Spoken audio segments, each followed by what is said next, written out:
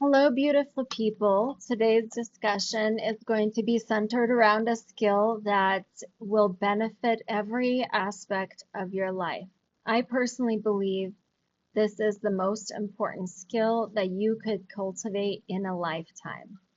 So, this skill will actually help you in your family, in your career, in your creative endeavors, and in your personal health. There are many cultures who discuss this as part of their spiritual traditions, but it is not commonly practiced. In fact, we see the opposite demonstrated all the time on a day-to-day basis. You can't turn on a TV station without someone expressing their opinion, their biases, their attachments, and their pain body. So what is this skill that I am talking about? This skill is called the neutral mind. So the neutral mind is the ability to hold the totality of your perception in focus and not get pulled into the particulars that may be triggering pain or triggering emotions, triggering our attachments. And this skill is developed over a long period of time with deliberate focus, with a practice of meditation, the practice of equanimity, and there are other practices, including breath work, that will also assist in cultivating this skill. But why is it so important if you are an energy practitioner, or if you are a counselor, if you are a doctor, or any profession where you deal with people and you're in a position to help guide others? If you hear something that you are attached to, you can react out of your own bias. So let's say you have formulated a lot of opinions about something and you have created a very strong thought stream in regards to a topic. The moment someone triggers that and brings that up, you are automatically likely going to favor that thought stream, and you will not be able to hear what the other person is trying to communicate. So if you cultivate a neutral mind, then you are capable of listening to someone fully through before interjecting your opinion or before locking into your own thought stream, which is going to color the way that you respond to their predicament. So let's discuss some of the benefits of cultivating the neutral mind. So number one is gathering information. Having a neutral mind will allow you to gather all of the information before reacting or before acting on a specific decision. If you are able to neutrally observe and receive all the information without getting distracted or disturbed along the way, you will have a greater perception and a greater ability to make decisions and informed choices. The other is ability to maintain composure and not being manipulated by others. So if you practice not clinging to opinions, not clinging to belief patterns, um, not blaming or judging others for belief patterns, then you will be difficult to manipulate. Most of the predatory commercial and marketing techniques are actually preying on your inability to maintain a neutral mind. They know that you have attachments and you have biases and you have deep emotional wounds that, when they are triggered, will cause you to jump to conclusions or jump into action. So practicing the neutral mind and distancing yourself from the wounds, the biases, the opinions, and the beliefs will be a huge benefit to your life and overall abilities and skills. One of the things that is important to mention is that we live in a Maya or illusion. I think too many people only know and only hold this material world as the end all be all. And so, without having the perception of this being a small iteration of the entirety of the cosmos, you are very rooted in the particulars and in the problems, the minutia, the small but overall insignificant aspects of reality.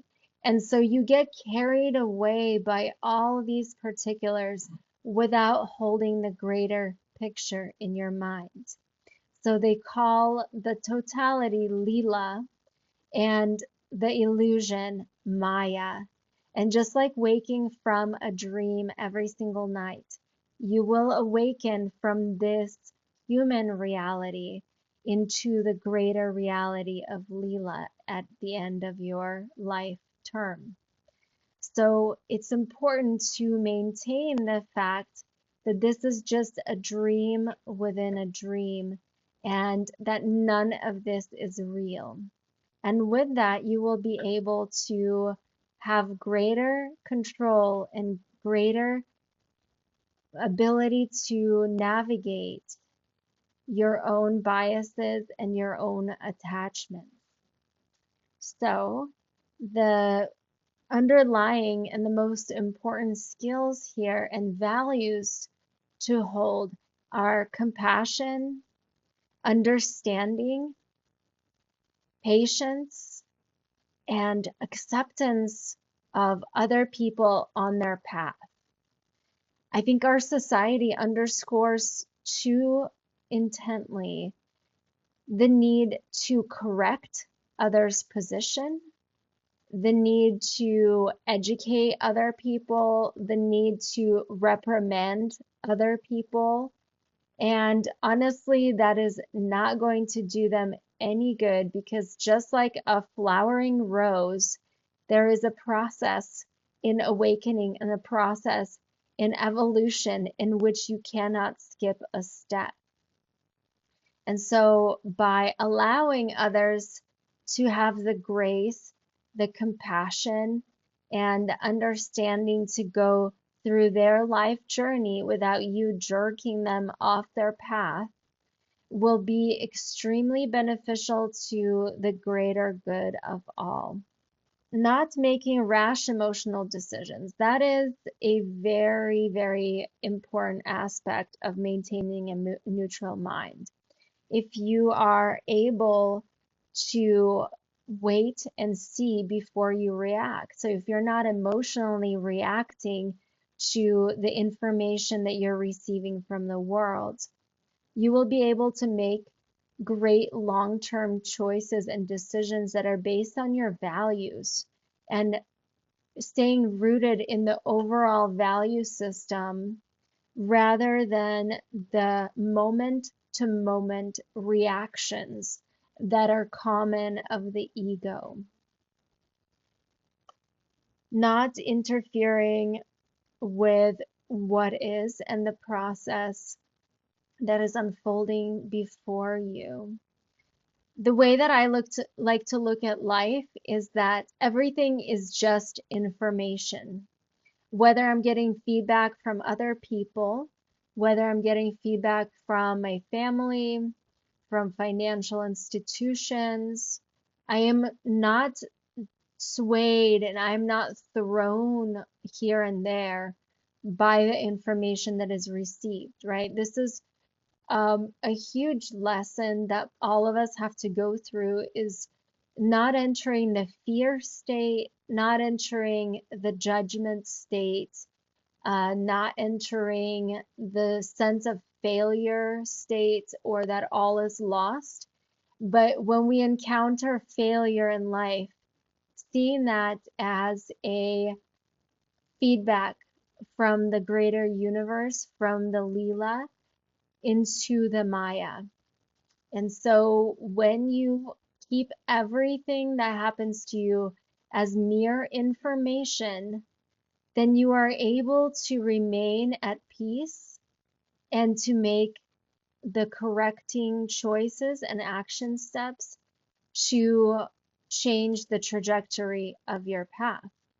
But if you receive some criticism or some feedback, let's say from your boss, and you completely spin out of control and go into a place of devastation, not only will your work performance suffer, but your self-esteem is going to plummet as well.